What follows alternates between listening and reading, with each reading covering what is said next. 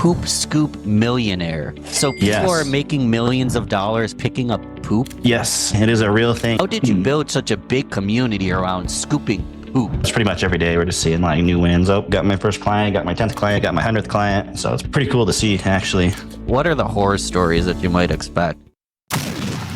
You're listening to the Real Business Connections Network. Real Business Connections Network. Powered by Balbert Marketing, LLC. Subscribe now and check us out at realbusinessconnections.com. Enjoy the show. So, Will, this is the first ever podcast that is completely about poop. We're going to talk shit today. Is that okay? Absolutely, yeah. That's what I do for a living, is talk shit all day. So if someone's listening to the audio, they won't see it, but video, I can see it right behind you. Poop Scoop Millionaire. So people are making millions of dollars picking up poop? Yes, it is a real thing, believe it or not. I actually surprised myself when we first started our business, and it just took off like crazy. Well, how'd you start your business? Where did the idea come from? You just stepped in poop one day and said, oh, we need to get rid of this. Yeah. So my background's been in digital marketing. So I used to do a lot of marketing for like home service companies. What I started to realize that I make way more money if I actually own the company rather than just doing marketing for people. So I started partnering up with operators. So my first home service company was an electrical company, a guy that was in the industry for 30 plus years. I did all the marketing, helped set up the CRM. He did all the electrical stuff. I can barely change a light bulb myself. Scaled that business from 0 to, I think, 7 figures in about 5 months. And I had a buddy from high school at the time, was like, dude, holy crap. I want to start a business with you. This seems awesome, but he didn't have any skills. He wasn't a plumber. He couldn't do HVAC. Couldn't back up a trailer to do like a lawn care company even. My wife had happened to hire a pooper scooper service, and they totally sucked. They didn't show up half the time. No uniforms, no branding. They billed everybody on like Venmo. You can see all their like clients' addresses and stuff on there. So pretty bad. And I thought that we could do a better job. And so my expectations were to make maybe a couple $1,000 a month extra on the side. And now it is my fastest growing and most scalable company by far. So I'm going to just sound silly, but I just kind of mow over my poop in my lawn. Is that a bad move? I don't, you can do whatever you want. So people are actually at scale hiring a scooper to come in and clean the shit off the lawn? Is that as simple as it is? Yep. So it's as simple as it could possibly be. We show up, pick up the dog poop, take it with us, and leave. We do a couple other things just for like safety purposes. So we'll take a picture of like their gate so they know their dog's not getting let out. We'll clean all our equipment with like a kennel grade disinfectant in between each yard, just so we're not spreading parvo or other things like that. But essentially, that's the whole service in a nutshell. We got everybody on a subscription model. We pre-bill them on the first of the month on either a monthly or quarterly basis. That's pretty much the whole business. So like any landscaper or gardener, they're going to come and take care of it and take off, and you're good to go. Yep, exactly. I know we're already deep into operations, but where does all the crap go? Yeah, so at our first location, we didn't really know what we were doing. So we got all these trucks. We actually take the waste with us. We got like a deal with like waste management. We just throw it in like a big dumpster, which is pretty expensive once you start to get to scale. I think we've cleaned like over 200,000 yards or something. It's like over 2 million pounds worth of dog crap that we've thrown away. But we realized that people don't actually care that much if you take it with you or not. So in our new locations in like Seattle or in some bigger cities, we just double bag it, put it in the customer's trash can, and they don't seem to mind whatsoever. Dang. So I understand the business. How are people making so much money doing that? How much does it cost to have someone come pick up poop? It can't be a high ticket item. No, it's not. It's pretty low ticket as far as home service goes, but there's a lot of efficiencies in the business. So our average client, kind of in the smaller cities, are paying us about $105 to $110 a month. Bigger cities, it's about $120, $125 a month on average. But one tech, depending on your route density, you can do about 30 yards a day, or they can handle about 150 clients in total. So wow. I'm trying to do the numbers in my head, but basically it adds up to quite a bit. Yeah, they're making 15 to 18 grand per truck, basically per employee. And it's not like you're hiring like a journeyman electrician for $50 an hour with 8,000 hours and all these licenses. You're just hiring people to scoop dog poop. So it's a lot easier. So day one, you're like, hey, this might be an option. And I understand digital marketing, so I don't know how to scale it. But were you just out there, you scooping it up yourself, or what did day one look like versus? Yeah, so I had my business partner, Levi is his name, that wanted to start the business with me. So his job was to handle all the poop scooping. So I had a free out because I had hired somebody before, so that exempted me from having to scoop poop myself. Um, but he was out there, and probably for the first 10 to 20 customers, he actually grinded it out. He was like knocking on doors, putting up door hangers just to like see if anybody was actually interested in the service. And one thing that I found kind of interesting was there was pretty much zero search volume for the service. So I didn't really expect too much to happen. But we got a little bit of money coming into the business, and I put it into Facebook ads. And that's when things really took off and went from maybe 20 clients to 350 within the next 3 months. And so, I mean, at that time, you're just targeting your local area, right? Does it take like a certain kind of market? So I'm from Rochester, New York. As an example, in the inner city, the average income's like 30K or less a lot of the time. So does it take a certain kind of market? Were you just lived in the right area for it? How did that work for you? No, I mean, there's companies all over the country that are doing well. We got the Poop Scoop Millionaire Community on school. We got like 900 members, and people are just crushing it every single day. So there's definitely a mix. If you're in a lower income area, you might need to adjust your pricing. Your labor is probably also going to be cheaper, so it's all kind of fluctuates. But another thing I found kind of interesting about the business is the socioeconomic status. At least in our area, didn't seem to make that big of a difference. Some of the worst neighborhoods in our town ended up being our best routes for whatever reason. So, I mean, we have people out there that they don't even have yards, but they got like 4 pit bulls in their house, kind of a thing, and they just don't want to pick up the dog poop. So we come out and take care of it. I love it. You mentioned the community Poop Scoop Millionaire. Let's talk a little bit more about that, because honestly, that was one of the first things that grabbed my attention, because when we first met, I was just launching my community on school. Yeah. WeAllGrowTogether.com, Grow Getters Only. And we have an inner circle. It drives some revenue, but the school community is free. And I think at the time of this discussion, we have just under 180 people, which is amazing. There's events, they're well attended, networking, people are meeting people, making money through it. But I'm like, you're scooping crap. You're charging, which is okay. It's not a free group. And it's over 4 times the size of mine. And I'm like, what am I doing wrong? I'm adding a lot of benefit. Like, and I guess like how'd you do it, man? How did you build such a big community around scooping poop? Yeah, so we're just over a year in this community. A couple things helped. One, our actual business was pretty successful, so a lot of people wanted to kind of see how we were doing things. And then I wanted to give people almost a complete solution, so it walks them through everything from like what equipment to buy to how to actually fulfill the service, to how to run Facebook ads, to how to hire people. So I tried to get as much good information as possible in there. And the other thing that I did that's pretty good for retention, because as you know, with a community-based subscription thing, like retention is going to be super important. I went out and tried to negotiate like discounts on various software or equipment and things like that. So it's actually cheaper for people to stay in the community than it is for them to not be in the community. So I think that was a pretty big impact on what happened. How are they finding it? Ads? Yeah, so a couple different ways. Probably our main driver right now is we just have like a little YouTube channel that I built on like this $200 webcam. Yeah. So over the year, I think we're close to around 10,000 subscribers, but that's probably the main driver of traffic. When we first started, we were in a lot of like Facebook groups and things like that. That's probably how we got our first 150 members. And then we just run some really light meta ads right now. So maybe $3-4 a month on meta ads just to kind of recapture all the people that are watching the YouTube videos and whatnot. But it's a pretty simple funnel. I don't even do any remarketing or email, which is pretty low hanging fruit for us.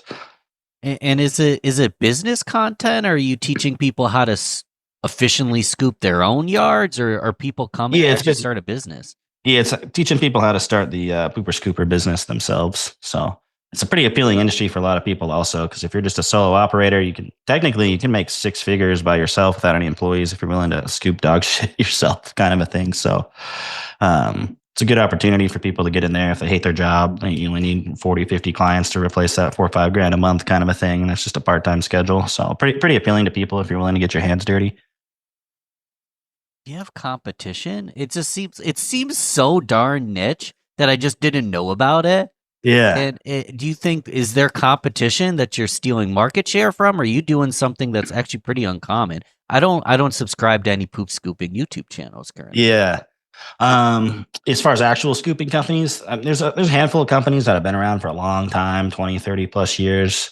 There's some franchises that are getting, they got a lot of locations, but they're not very deep as far as the route goes. But as far as like independent, like companies are probably one of the biggest and fastest growing that's basically ever happened. So Dang, dude. So the community, you've got around 900 members. I actually think when I checked, it was 900 on the dot as of the okay, day we're recording this. yeah, And so most of those members are starting their own poop scooping business, and you're getting great success there. yep, yeah. It's pretty much every day we're just seeing like new wins. Oh, got my first client, got my 10th client, got my 100th client. So it's pretty cool to see actually. So and when I started it, I definitely did not expect the Poop Scoop company to take off, and I definitely didn't expect the online community to take off. I thought maybe we'd have 100, 150 members, but Yeah. some months we gain 150 members, just depending on the traffic that we get. What? And I know this is such a general question, but like, how? Like, is the you like what you got some secret sauce going on somehow? Yeah, well, I think trying to keep it super simple is for one thing. So like our YouTube channel, literally all I talk about is dog poop, or our other co-hosts on the YouTube channel. We just talk about dog poop. We don't talk about anything else. Mm. So basically, we dominate search on like YouTube for that, and then we're trying to dominate search on Google. So it's not a super highly searched topic, but we basically own the entire niche. Pretty much anywhere anybody's looking for anything related to the business. So that's one thing. And then just offering value to people, having good outcomes for people, having good customer service. We got a full-time moderator. We got somebody that's a community manager. So making sure everybody's taken care of, and then just building other community aspects. So we have our live networking events every week. And then we even did an in-person live annual event that we're going to do every year now. So we had over 100 people fly out to Coeur d'Alene, Idaho for like ScoopCon is what it was. So we had like a 2-day pooper scooper conference. We like rented out like this private boat and had all this, I think we spent like 30, 40 grand on food for everybody. So it was a good time. So just all the little things just keep adding up and contributing. You're such a good testimonial because so Roger Wakefield has been on the podcast and he's spoken in the mastermind. We're actually probably going to replay that at some point for anyone who's curious. But if you type in plumbing on YouTube, Roger Wakefield plumbing education comes in first on the results. Yep. Type in anything related to plumbing, one of his videos is in the top 5 almost every single time. And one thing he teaches is if you can't explain what you do in one word, maybe 2 or 3, YouTube has no clue what you do. Yeah. So he started only like 7, 8 years ago. It's not like he was 15 years ago putting out plumbing content. And now out of all the plumbers, which is a huge industry, he's number 1 on all of YouTube. Now, you're a beautiful case study because it's the exact same scenario, but you chose a smaller niche because for someone to start a plumbing YouTube channel or a plumbing business, there's far more competition. But is there much poop scooping competition? Like if I were to go Google local poop scoopers near me in my small city, am I going to be the first, or is there what's the competition looking like right now? Yeah, it probably depends. It's nothing like landscaping, right? So like in our city, like Spokane County, there's maybe like 500,000 people is what the census says. I think there's like 600 lawn care companies in the area. And I think there's like maybe 6 or 7 like scooping companies. So there's definitely not like, you're probably going to find a handful in every single city. But if you can crack into the top 3 and you start showing up on like the map section, you start showing up on Google, it's really kind of the key to just slowly starting to grow a big business. Do you door knock as well? Hey, no, your neighbors are getting this done. I see you got 3 dogs in the backyard. Yeah, we can. There's some people that have tried that. There's some people that have like big pest control companies that have also tried to like add in the scooping. It's not quite as efficient because not everybody has a dog, obviously, but everybody like in pest control has a pest. But for us, our top 3 channels are going to be meta ads is number 1. Google just in general. So between SEO and Google ads is number 2. And then full truck wraps is number 3. So it's kind of our flywheel, and they all kind of work together. Our best performing Google ads, our employees stand in front of our branded trucks, which then drives more Google search volume, which then just gets us more business. And then we kind of cap off the system with SMS remarketing. Nice. Yeah, so pretty simple. We've tried all sorts. I mean, we've been on TV, we've been on billboards. There's like a Pizza Hut across the street. We had a deal where we put like our dog shit ads on Pizza Hut boxes. I think we spent like $5,000 and got 0 customers from it. So we've tried all sorts of stuff, but that's kind of seems to be what works consistently in most markets. No Taco Bell yet. No taco. Yeah, that might have been a better play. Oh, come to mention it, that's for humans anyway. So Yeah, that's more for a plumber. But this is going to be the portion where we talk people out of it, because if they can't get through this portion, if you have kids that don't like poop, maybe turn it off. But yeah. my big question is horror stories. Like, am I going to show up and is it just soft, nice, good to go, fresh, or what are the horror stories that you might expect? Yeah, it gets pretty nasty, especially if you live up north. After all the snow melts in the northern states, it's what I like to call like peak poop pain season. So you're dealing with 3, 4, 5 months of just like wet, soggy dog crap that nobody's cleaned up for quite a while. So that could get pretty disgusting. I mean, obviously, there's some yards you can't even like take a step into without stepping in dog crap because somebody hasn't cleaned up in a year or two. Wow. Some of those get pretty nasty, but you also charge accordingly. So you could be making $200, $300, $400 plus just to do a cleanup like that in a regular size yard. So that's definitely one. You're going to be outside in all weather. You said you're charging accordingly. Yeah. Are you charging per turd? No. So our subscription basis, we charge basically how many dogs do you have, and then what is the service frequency. So you either want us to come out twice a week, once every other week, once a month. We have a different like flat rate pricing for that. And then for the first time cleanup, most of the year we actually just give that away for free to get rid of friction. But during poop peak pain season or whatever, we usually jack up the prices on that just because the demand's still there. Mm-hmm. And you were saying, like, I'm in New York again. We get a ton of snow, so this is all season.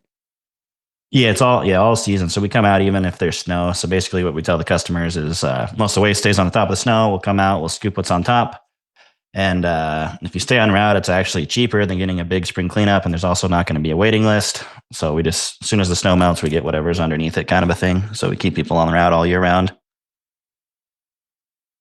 So I'm not getting much horror stories. It just sounds like you're picking up shit. It doesn't sound like Yeah, that terrible.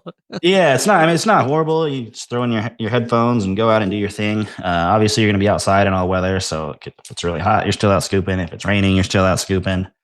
The only time we don't scoop is if it's like hazardous weather. So if there's like a tornado or something, which we don't get in our area, or it's like way below freezing, those would be the times that we would skip a yard. And then I guess the other issue that is pretty rare, honestly, is you have the dog bite issue that could happen potentially. Mm. But I think I want to say we've had less than 5 out of like over 200,000 yards cleaned. So it's pretty rare. I mean, anytime you're working in someone's lawn, that's not a poop issue. That's just there's a dog there. Yeah. Yep. Dog issue. And then you're driving all day also. So if you're not good at driving, it might not work out. I like driving, but yeah, the way I got into podcasts is having to drive all day. Yeah. And just putting on a podcast and it's 2 hours long, but by the end of the day, I listen to it rather than listening to the same song 40 times. So, So you got to like driving. Yep. Kind of like driving. Yep. But yeah, usually it's pretty chill. You're just you're on your own most of the day. So if you like being around, fellow employees or other people working, you don't really get a lot of interaction with the other employees, but you get to talk to customers, you get to hang out with the customers' dogs. So it's a pretty low key, pretty chill job. And you've mentioned like it's pretty easy to get started. Like let's get simple example. Total idiot 17-year-old has a car. Yeah. And I don't mean to say total idiot. It would take a little bit of hard work, grit, and willingness to learn, but that 17-year-old could start a poop scoop business as like their first side hustle. Yeah, technically, it doesn't even cost that much to get started. You just need like a bucket and a rake, and then some disinfectant. I think you get started for like $150 technically with just the equipment. If you want to get your business license and insurance and all that stuff, obviously the cost goes up. But yeah, it's pretty low barrier to entry. Even getting your first customers, you don't even necessarily have to have money for it. You can go post in like free buy sell trade groups on Facebook. It's a pretty popular method for people to get customers. Or just reach out to friends and family, offer free cleanups in exchange for like Google reviews, stuff like that. You can really grind your way up to your first couple $1,000s a month in cash flow. Well, I'm thinking out loud because I mean, just like a young adult, I used to mow lawns. I used to shovel driveways, Yeah. over sidewalks. Why not just throw Poop Scoop into that? Yeah. Maybe make $50 here and there with the neighbors even.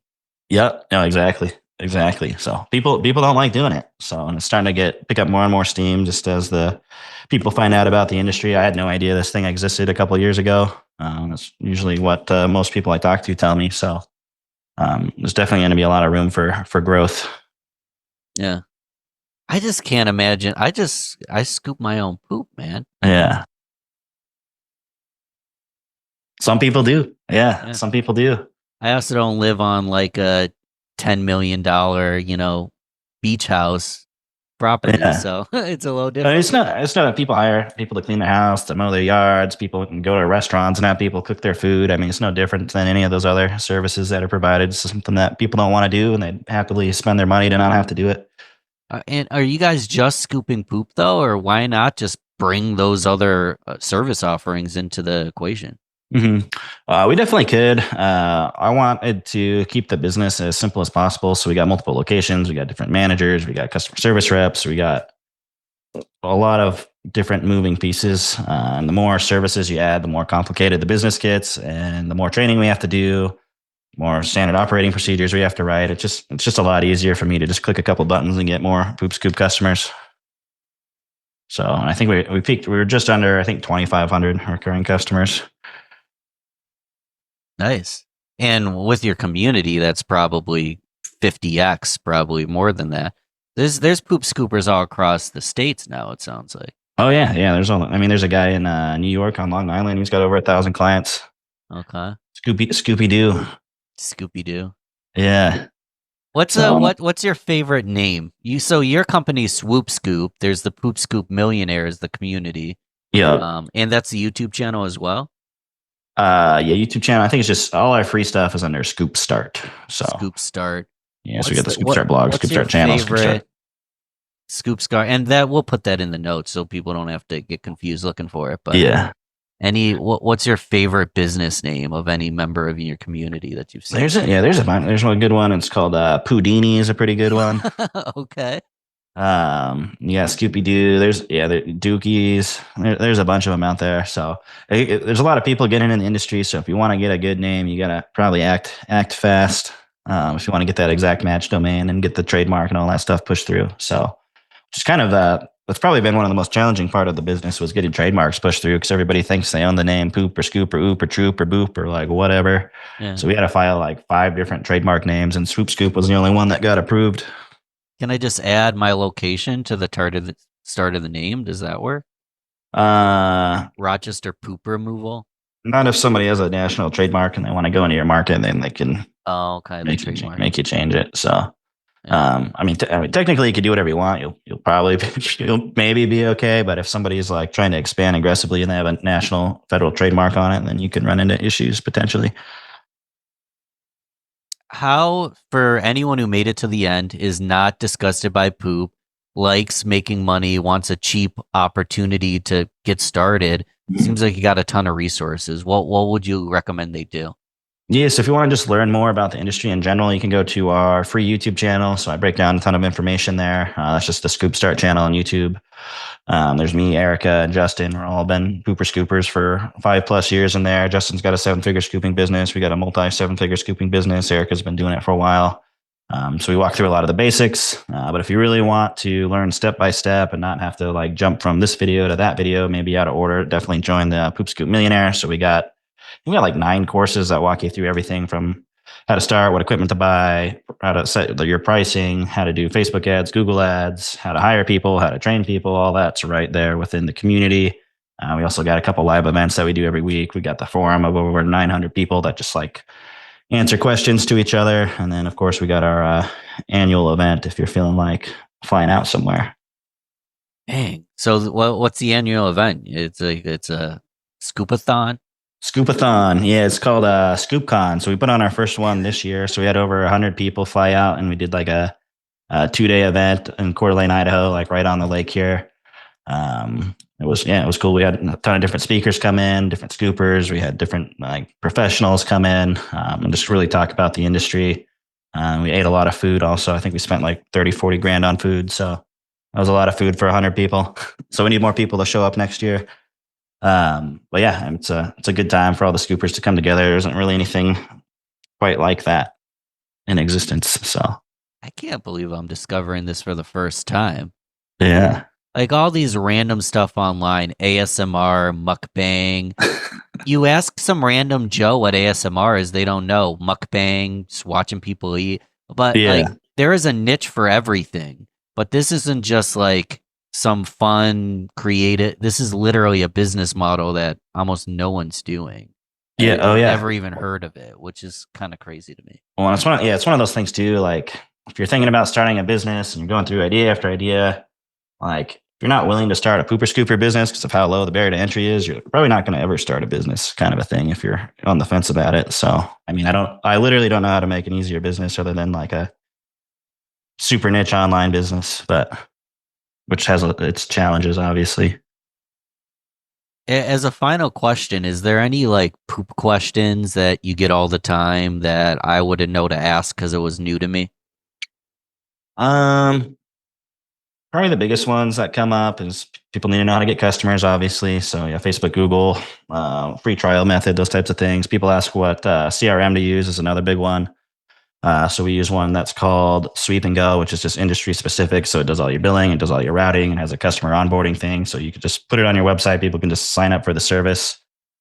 And there's a lot of things that you could do to automate pretty much everything other than scooping the poop itself. So that's pretty appealing to people also. But yeah, I mean, you just got to get into it, start scooping crap, Just get your hands dirty. get your hands dirty. Yeah, get that dirty money. You know, it's so challenge for anyone who's like, wow, this went by quick. I'm gonna re-listen to it. I should have thought of this beforehand. Anytime we say the word poop, drinking game. Anytime we say the word poop, you can even play with water if you want or do. I want someone to count the total. Take a sip every time we say the word poop because I feel like I just said it like 6 times right there. I think we probably said about. I don't think I've ever used the word poop in this podcast, and I think we probably broke 200 today. So people are gonna be getting sick. Well, thanks, man. I appreciate you coming on. I'm really impressed. I'm like, I have a community on school. Yours is way bigger than mine. I think maybe my issue, and I mean, we'll work on it. I want to build a huge community. Is me and many others. We're not like hyper specific enough. Mm-hmm. And yeah, I think being niche is definitely helpful. And then also, I think the big thing for me also is just bringing in other people that were already in the community. So there's a guy that had like a Facebook group. I brought him in, made him a moderator. Somebody else had like a little YouTube channel, brought him in, made him part of our YouTube channel. So the more people that you can bring in to be part of your community and provide value to people, the better off you're going to be. Because the real trick is if you're just the mastermind behind the school community and you got all these members, everybody's reliant on you. But you really want people engaging with each other because that's how they're going to stick around because they have more points of contact. So they got more relationships. So that's really what it's about is just helping people build relationships with each other in the same niche. And the more niche it is, obviously, the better because you got a bunch of weirdos that scoop dog poop for a living that not a lot of people like that. What a way to end the show, Will. So I hope people re-listen to that. Don't do it alone. Find partners that already have audiences that are passionate about your thing and build it together versus, hey, I have to be the one with the magic wand.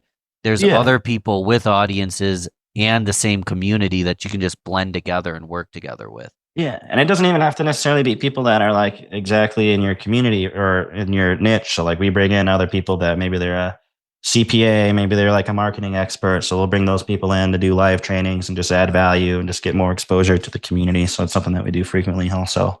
But the more experts you can bring in, that's not you, the better. So like even myself, I just try to remove myself as much as possible from it. So I'm here, I'm still answering questions and things like that, but the value is there without me. Isn't that the purpose of a business at the end of the day? It's when you have a personal brand, it's good.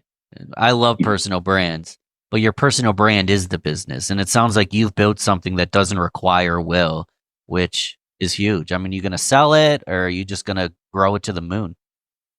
I think keep growing it. So next level, we're trying to hit that $10 million mark. So we'll probably be there in about 2.5 years or so. And then we'll kind of see what happens. So, yeah, it's just fun to see how big we can get the dog poop business. So, I mean, we could do all sorts of other stuff, but I think we're going to ride this one out for a while. Good shit. Well, for dog poop business, what about like horses, other animals? Do farms hire you? I didn't even think about that. Is it just dog poop? Or are you doing like commercial kind of jobs where you go to like a farm? Yeah, so we don't do farms or horses or anything like that, but we do commercial services, which is almost like an entirely different business. So we'll go to HOAs, we'll go to apartment complexes, and we'll install those like pet waste stations. And then we'll come in maintenance them. So we'll swap out the bags, take out the trash, we'll clean up the common areas, kind of a thing. And yeah, we do that. We probably make like $100,000 a year off that. It's nothing crazy, but not anything we've like super focused on. There's some companies where that's where they're making all their money is on the commercial side. It's just a different business. I love that. I'm gonna go on a tangent if I think about this more, but if I'm paying for an HOA, I want to be in a neighborhood that looks fresh, looks clean, and ideally your neighbors pick up the poop. But if not, there's someone coming in regular. It's the presentation's got to be so much better. Oh yeah. Well, and if you don't, people complain all the time if there's like dog waste, you're keeping up on it. I mean, some places you could charge like a pet rent, so then you can just include that service and you can actually profit off of our service. Or if you're in a big enough place, it might cost them like 50 cents per tenant that lives there every month to have somebody come in and take care of it. So pretty affordable for them, just depending on the community. Obviously, some people don't care; they're just trying to scrape every dollar they can out on the commercial side. Then you're dealing with like HOA boards and like longer buying cycles, and then you can't just run like Facebook or Google ads to get people. You actually got to like hit the pavement and build relationships and network with those people. But once you get in, it could be pretty profitable. We got one apartment complex that referred us to the one right across the street, who then referred us to the one right across the street. So we were making all this money with like 3 big apartment complexes right next to each other. So that definitely can happen. I've built a whole business in my head during this discussion, Will. So yeah, people should go to just is it poopscoopmillionaire.com or how do they find it? I'll put it in the notes, but is there a URL? Yeah, it's just it's on school.com, Poop Scoop Millionaire. So if you just Google Poop Scoop Millionaire, you'll be able to find us. If you Google it on YouTube, you'll be able to find us. But yeah, we're on School. We're one of the top 1% communities as far as revenue and as far as engagement goes. I think we're like 15th out of like 15,000 communities. So you'll definitely find us if you try to go to School. We'll make sure it's Googleable and it's in the description below. But thanks, man. I appreciate you spending the time to talk about poop with me today. This was an interesting one. So yeah, no, I definitely appreciate you taking the time as well. Thank you so much.